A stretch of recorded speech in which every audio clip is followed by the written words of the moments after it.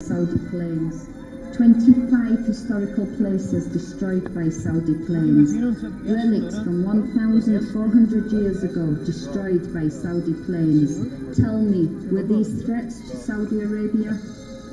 Saudi Arabia is well known in history for the destruction of the most historical and holy sites in Saudi Arabia. Do you deem to call yourselves Muslims? We have lost all basic humanitarian needs because of the House of Saud and its allies, stopping all necessities into the country, and the rest has been destroyed. People have lost their families, their homes, their businesses.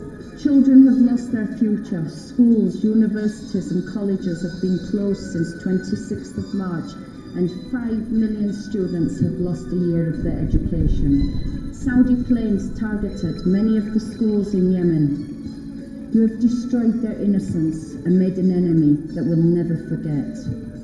24.1 million women and children need aid, that is 4 out of 5 people. 12.3 million are food insecure. This is according to the United Nations OCHA. Why? Humanitarian aid is in urgent and immediate need.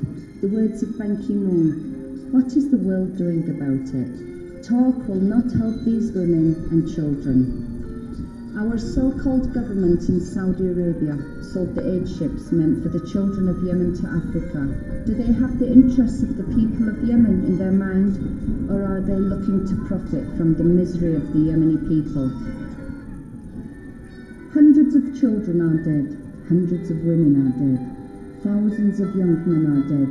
Over 8,000 wounded, all of them civilians. Over 5,000 aircraft strikes and over 8,000 missiles have landed on Yemeni soil. Whole village populations have been annihilated. Over 1 million have been displaced from their homes. These are our homes. What if it were your home? These people have been reduced to living in sewers for cover from the continuous bombing. These are crimes to humanity, pure and simple. Look at these children. What would you do if it was your child? You claim that you are doing this for the President Abdurrabbo Hadi, who by law is no longer the President of Yemen. The 20 or so called people in Saudi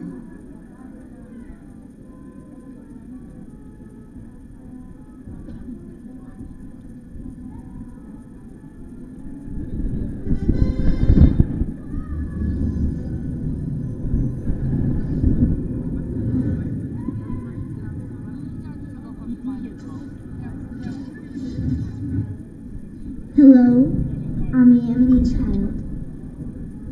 I live with my family in a small house.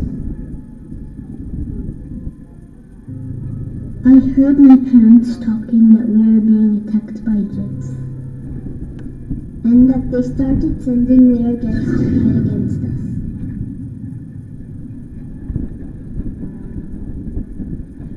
Did you know I like airplanes, and I've never been on a plane before? My father promised me that he would take me to the airport to see some airplanes. But this cannot be done anymore, since our airport is bombed. I feel scared when I hear bombs and explosions. My little brother slept without drinking any milk last night, because jets have wrecked the milk factory. This night, explosive sounds are getting louder and louder, as I feel that they are coming closer and closer to our home.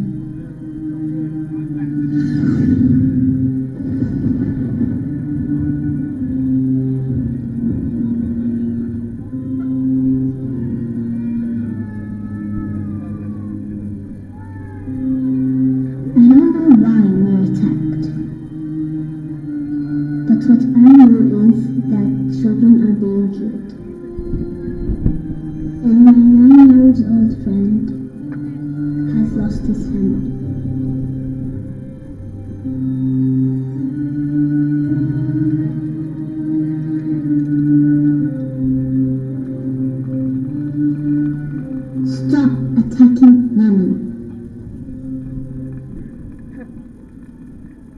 Es ist die schönste Altstadt aller Hauptstädte des Nahen Ostens. Durch die Gassen zwischen den bis zu 8-stöckigen Lehmbauten läuft, fühlt sich augenblicklich in die Vergangenheit katapultiert, in die atemberaubende Welt des Orients, wie er einmal gewesen sein mag.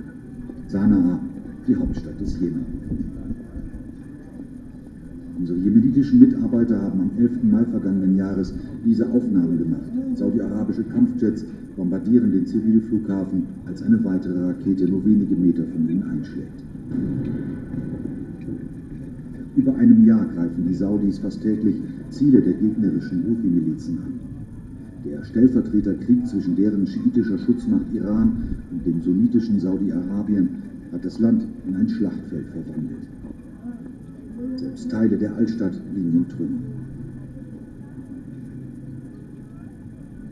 Hier hat eine Rakete 5 der mehr als 400 Jahre alten Häuser zerstört. Eine 5-köpfige Familie wurde dabei getötet. Die UNESCO, die den originalgetreuen Wiederaufbau finanziert, hat die historische Innenstadt von Sanaa auf die rote Liste des gefährdeten Weltkulturerbes gesetzt.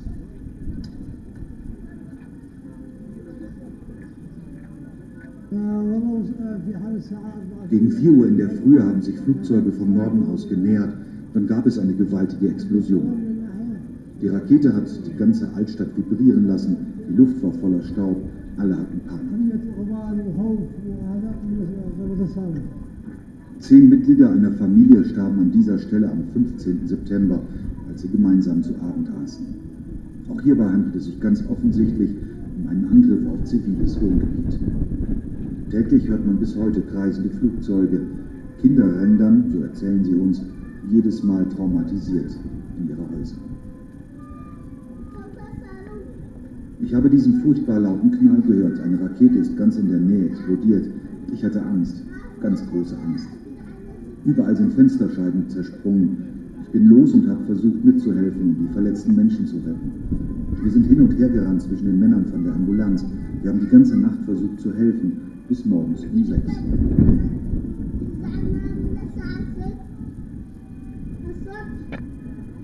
Seit jeher ist der Jemen das Armenhaus der arabischen Welt. Der indirekte Krieg zwischen Teheran und Riad aber hat das Land in eine Katastrophe gestürzt. Seit über einem Jahr gibt es in der Hauptstadt Sanaa keinen Strom mehr. Wasser fehlt in bedrohlichem Ausmaß und muss mit Tanklastwagen herbeigeschafft werden. Hilfsorganisationen können wegen des saudischen Totalembargos die Bevölkerung kaum mehr vor einer drohenden Hungersnot schützen und das Gesundheitssystem liegt vollkommen am Boden. Menschen sterben jeden Tag, weil es nicht genügend Medikamente gibt. Dramatische Zustände, vor denen die Welt die Augen schließt. Weil der Strom fehlt, laufen keine Wasserpumpen. Die Saudis haben alle wichtigen Einrichtungen bombardiert. Molkereien, jede Art von medizinischer Einrichtung, sogar Brücken.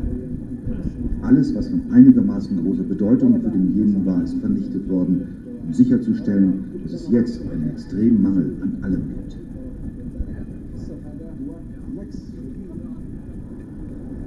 Die Mittelschicht ist in die Armut gestürzt, die ehemalige Unterschicht ins Bodenlose. Keine Hilfe vom Staat, keine Hilfe von außen, immer mehr Menschen müssen über den Gebiet zu überleben. Ohne umgehende Waffenruhe, ohne ein sofortiges Ende des Embargos, ohne ein groß angelegtes Hilfsprogramm der internationalen Gemeinschaft droht der Jemen regelrecht zu implodieren.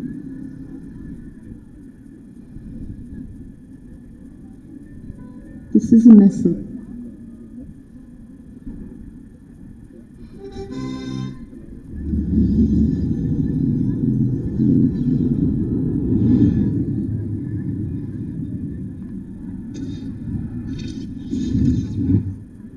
Hello, I'm a Yemeni child.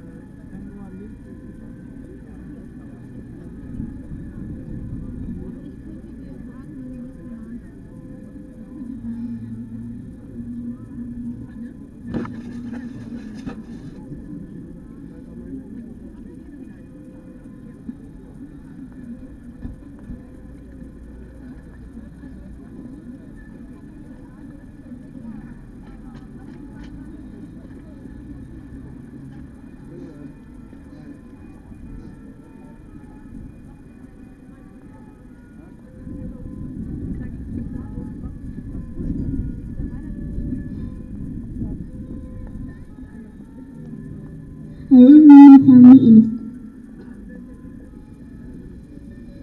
This is a message for the Es ist die schönste Altstadt aller Hauptstädte des Nahen Ostens. Wer durch die Gassen zwischen den bis zu 8-stöckigen Lehmbauten läuft, fühlt sich augenblicklich in die Vergangenheit katapultiert, in die atemberaubende Welt des Orients, wie er einmal gewesen sein mag.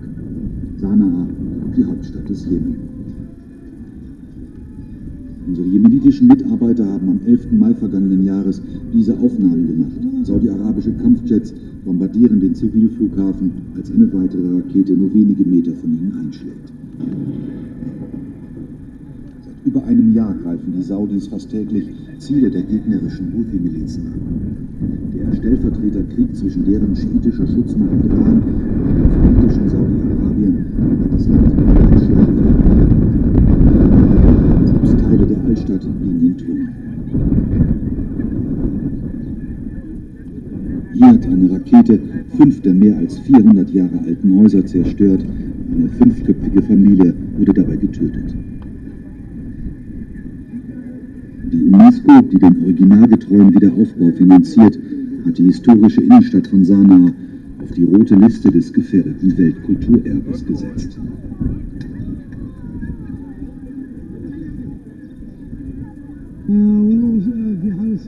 Gegen 4 Uhr in der Früh haben sich Flugzeuge vom Norden aus genähert, dann gab es eine gewaltige Explosion. Die Rakete hat die ganze Altstadt vibrieren lassen, die Luft war voller Staub, alle hatten Panik. 10 Mitglieder einer Familie starben an dieser Stelle am 15. September, als sie gemeinsam zu Abend aßen. Auch hierbei handelt es sich ganz offensichtlich um einen Angriff auf ziviles Wohngebiet. Täglich hört man bis heute kreisende Flugzeuge. Kinder rennen dann, so erzählen sie uns, jedes Mal traumatisiert in ihre Häuser. Ich habe diesen furchtbar lauten Knall gehört. Eine Rakete ist ganz in der Nähe explodiert. Ich hatte Angst, ganz große Angst. Überall sind Fensterscheiben zersprungen. Ich bin los und habe versucht mitzuhelfen und die verletzten Menschen zu retten. Wir sind hin und her gerannt zwischen den Männern von der Ambulanz. Wir haben die ganze Nacht versucht zu helfen, bis morgens um 6.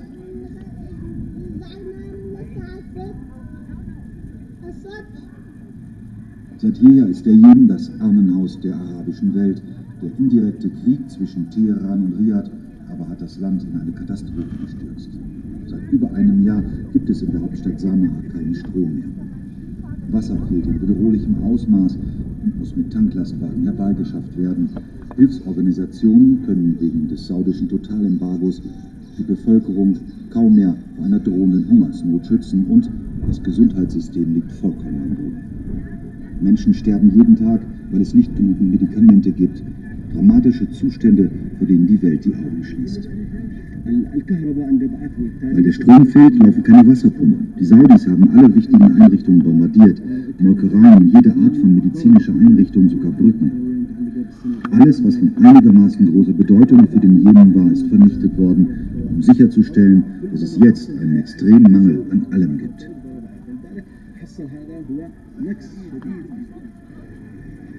Die Mittelschicht ist in die Armut gestürzt, die ehemalige Unterschicht ins Bodenlose.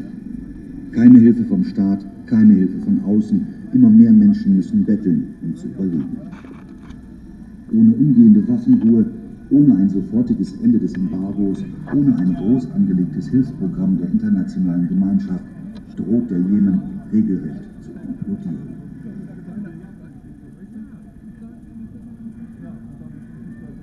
This is a message for the world from the 27 million people of Yemen who are being annihilated by the Saudi-led coalition. For many of you who don't know the reason, it was to kill 0.1% of the Yemeni population who call themselves Houthis, who are also Muslims. Does anyone know what is happening in Yemen? We are cut off from the world by radio, media, internet, and Saudi Arabia has put false stations in their place to make Yemen look a happy place. Do you see anything in your country about Yemen? I guess not. No international mandate was announced for this incomprehensible and unjust.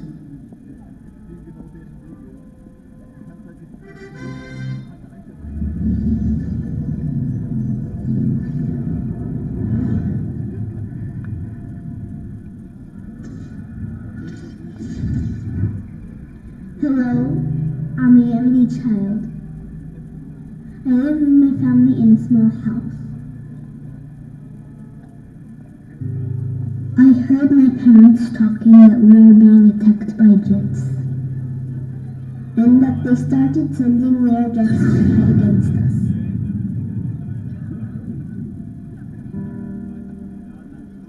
Did you know I like airplanes, and I've never been on a plane before? My father promised me that he would take me to the airport to see some airplanes. But this can't be done anymore, since our airport is bombed. I feel scared when I hear bombs and explosions. My little brother slept without getting any milk last night, because jets have wrecked the milk factory. Tonight, the explosive sounds are getting louder and louder, as I feel that they are coming closer and closer to our home.